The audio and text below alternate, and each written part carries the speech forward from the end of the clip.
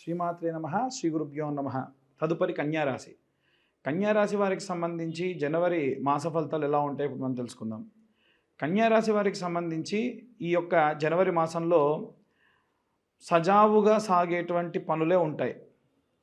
వీరి గతంలో ఉన్నటువంటి అనుభవాలు విద్యార్థులు గృహిణుల విషయంలో తప్ప, ఎందుకంటే విద్యార్థులు కానీ గృహిణులు కానీ నో లాస్ నో ప్రాఫిట్గానే ఉన్నారు. అంత అద్భుతంగా ఏముండదు, అలా అని అంత తక్కువగా కూడా ఏముండదు. చాలా ప్రశాంతమైనటువంటి వాతావరణమే కనిపిస్తుంది. కానీ ఉద్యోగస్తులు, అలాగే వ్యాపారస్తులు, అలాగే సినీ రాజకీయ రంగాల వారు, వివాహం కోసం ఎదురు చూస్తున్న వాళ్ళ విషయంలో వస్తే కనుక చాలా అద్భుతమైనటువంటి విషయం మీ దగ్గర జరిగినా మీరు మాత్రం అలాగా అన్నట్టుగానే ఉంటారు. మీరు గతంలో ఏవైతే అనుకున్నారో, మీరు గతంలో వేటి గురించి అయితే ఎదురు చూస్తున్నారో ఆ పనులే ఇప్పుడు జరుగుతూ ఉంటాయి. పెద్ద ఆశ్చర్యకరమైనటువంటిది ఏమిటి, నేను అనుకున్నదే కదా. ఉద్యోగంలో అనుకున్నట్టయితే మీకు ప్రమోషన్ వస్తుంది, లేదా ఏదైనా ఇంక్రిమెంట్స్ వస్తాయి. కానీ మీరంతగా ఏమి తృప్తిగా ఉండరు. ఎందుకు అంటే మీరు ఎక్స్పెక్ట్ చేసిందే జరిగింది అనేటువంటి ధోరణి మీకు ఉంటుంది. అలాగే వ్యాపారస్తులకు సంబంధించిన విషయానికి వస్తే, వ్యాపార స్థలంలో రోజు రకరకాలైనటువంటి విషయాలు జరుగుతూ ఉంటాయి. ఒక వ్యక్తి రావడం అనేటువంటిది ఉండదు, ఒక మనిషితో కాంటాక్ట్ ఉండదు, చాలామంది వస్తూ ఉంటారు. అందులో ఎవరైనా మీకు చాలా మంచి విషయం చెప్పినా, అలా అని మీకు మంచి డీల్ వచ్చినా, మంచి వ్యాపారంలో మంచి లాభం వచ్చినా అంత సుముఖతగా ఉండరు మీరు. ఎందుకు అంటే అదొక రకమైనటువంటి వైరాగ్య ధోరణి అధికంగా ఉంటుంది. ఈ రాశి వారందరూ కూడా ఆంజనేయ స్వామి యొక్క ఉపాసన చేయడం చాలా చాలా మంచిది. ప్రత్యేకమైనటువంటి ప్రతిఫలాన్ని పొందుతారు. ఈ రాశిలో ఉన్నటువంటి సినీ రాజకీయ రంగాల వారి విషయానికి వస్తే కనుక, ఏదైనా ఒక పని కోసమని మీరు ఎదురు చూస్తూ ఉన్నారో ఆ పని జరగడానికని కొంత అనుభవపూర్వకంగా జరిగినటువంటి విషయాల్ని పరిగణలోకి తీసుకోవాలి. అలాగే కొన్ని రకాలైనటువంటి రెమెడీస్ చేయడం కూడా మంచిది. అంటే సినీ రాజకీయ రంగాల వారికి సంబంధించి ఎలా ఉంటుంది అనంటే, అనుకున్న పని అనుకున్న సమయానికి పూర్తి చేయాల్సింది కాకుండా ఉండడానికి ఎవరో ఒక కారణం కావచ్చు.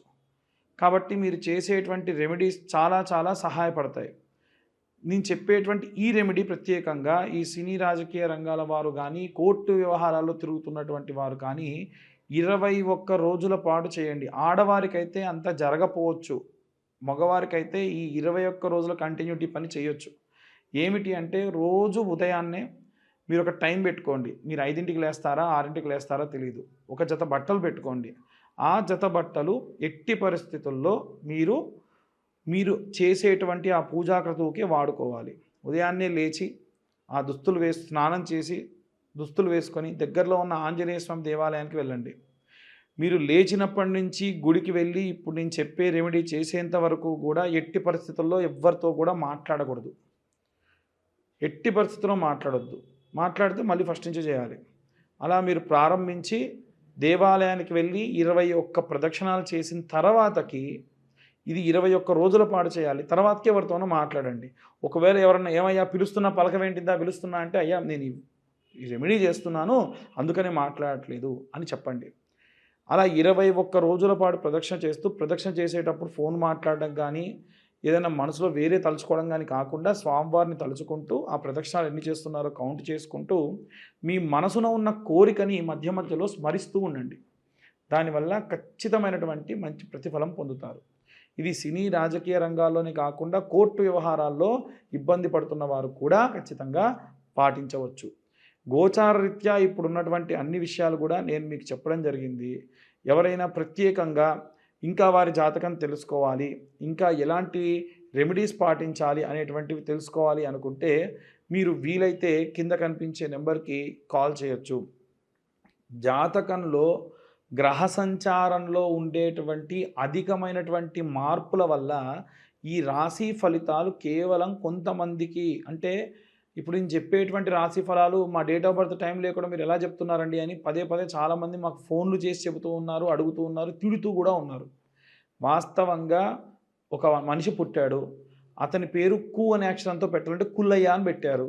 అతని జన్మనామం తప్ప అతనికి ఏం తెలియదు. అలాంటి వాళ్ళకు ఇది వర్తిస్తుంది. డేట్ ఆఫ్ బర్త్ టైము తెలియదు అనుకున్న వాళ్ళు ఇంకా జాతకం చూయించుకునే పని లేదు. ఎవరన్నా మీ జన్మనామంతో జాతకం చెప్తానన్నా నమ్మకండి, అది ఖచ్చితంగా తప్పు. అలా ఎవ్వరికి కూడా ఉండదు. మీ డేట్ ఆఫ్ బర్త్ టైం తెలిస్తేనే మీరు జాతకం తెలుసుకోవడం అనేటువంటిది ఉత్తమమైనటువంటి లక్షణం. ఇంకా ఎలాంటి రెమెడీస్ పాటించాలి, అన్ని వర్గాల వాళ్ళు ఎలాంటి జాగ్రత్తలు తీసుకోవాలో ఇప్పుడు మనం తెలుసుకుందాం.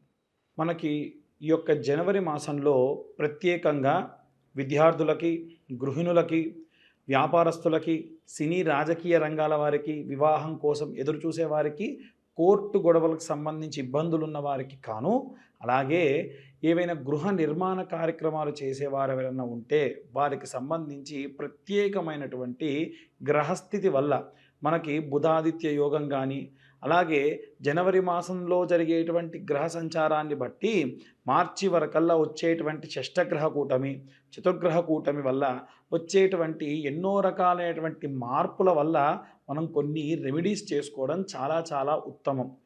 అవి ఏమేం చేసుకోవాలి, ఎవరెవరు ఎలాంటివి చదువుకోవాలి అనేది ఇప్పుడు మనం తెలుసుకుందాం. విద్యార్థుల విషయానికి వస్తే గనక విద్యార్థులందరూ కూడా ఓం వాగ్దేవ్యై నమః అన్న మంత్రాన్ని ప్రతిరోజు 11 మార్లు పఠనం చేస్తూ, వీలైనంత వరకు వారానికి ఒక్కసారైనా సరే నీలా సరస్వతి స్తోత్రాన్ని వినడం కానీ పఠనం కానీ చేయించడం చాలా చాలా మంచిది.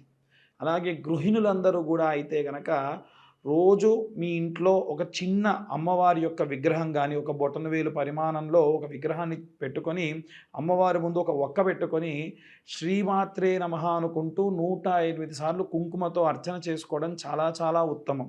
అలాగే ఎవరైనా ఉద్యోగస్తులు కానీ, వ్యాపారస్తులు కానీ ఇప్పుడు నేను చెప్పేటువంటి ఈ మంత్రాన్ని పఠనం చేయడం చాలా చాలా శ్రేయస్సుకరం. ఆ మంత్రం ఏమిటి అంటే, ఓం క్లీం కృష్ణాయ వాసుదేవాయ హరయే పరమాత్మనే ప్రణతక్లేశనాశాయ గోవిందాయ నమో నమః. ఈ మంత్రాన్ని ఈ యొక్క ఇంట్లో ఉన్న వారందరూ కూడా, ఎవరైతే వ్యాపారంలో ఉన్నటువంటి వారు ప్రత్యేకంగా చేయడం మంచిది. అలాగే మీ వ్యాపార స్థలం దగ్గర ప్రతిరోజు సాయంత్ర సమయంలో ఐటీలో ఉండేటువంటి వ్యాపారస్తులు ఉంటారు, పెద్ద పెద్ద ఎంఎన్సీలో ఉండేటువంటి వ్యాపారస్తులు కూడా ఉంటారు.